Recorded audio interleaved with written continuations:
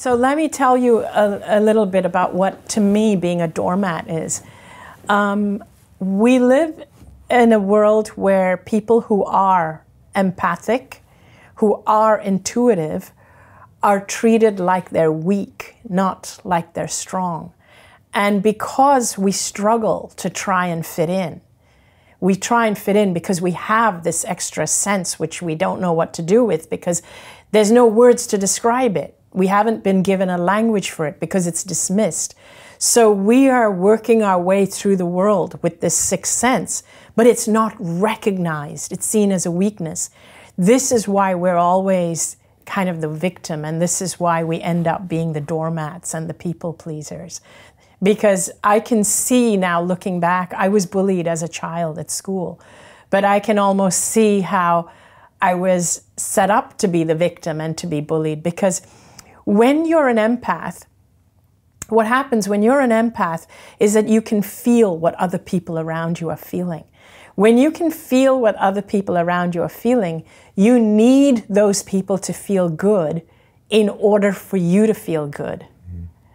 And so you go out of your way to make those people feel good, thinking, if I keep making them feel good, I will feel good because I can feel their energy.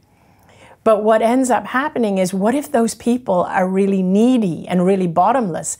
Because they haven't been taught that you have to, it's okay to take care of yourself. You have to take care of yourself because this is what you're bringing to the whole, to the web.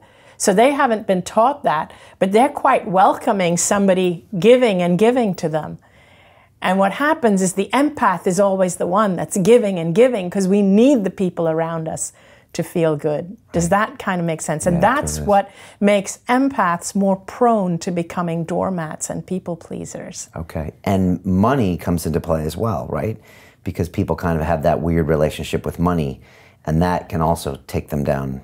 Money has, it's a really, people do have a weird relationship with money, and it seems to be, money seems to be like such a sensitive topic. It sets people off.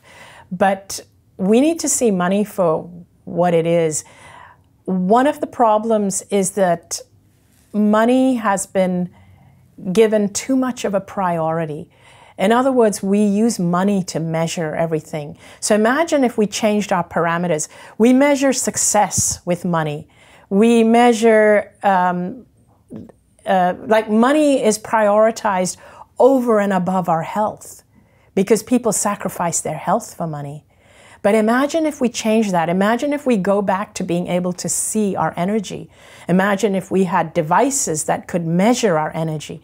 Imagine if energy, the amount of energy we have, was actually a more important commodity than money. And imagine if the measure of our success was how much energy we had.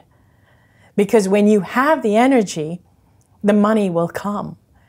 But what we do is we pursue money and we deplete our energy in the pursuit of money. And then we spend the money to get our health back. Yeah.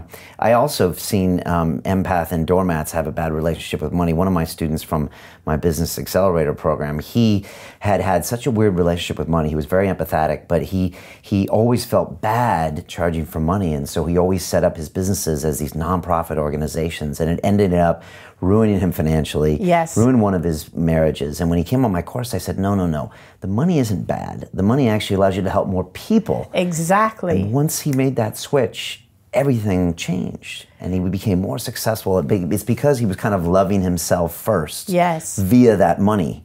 I'm sure, I know you've talked about this before. You've seen that in people, right? Yes, 100% I've seen it in people, and I say the same thing.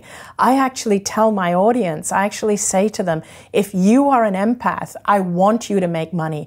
I would rather empaths have a lot of money because I know they're going to use it for the good of the world. Because if you don't make money, if you don't allow that money to come to you, if you don't allow it, it's not going to, you getting money or not getting money is not going to stop the people who make money for the sake of money. They're going to continue to do that anyway. But if you want to change the world, if we really want to change the world, we need to encourage empaths to make money.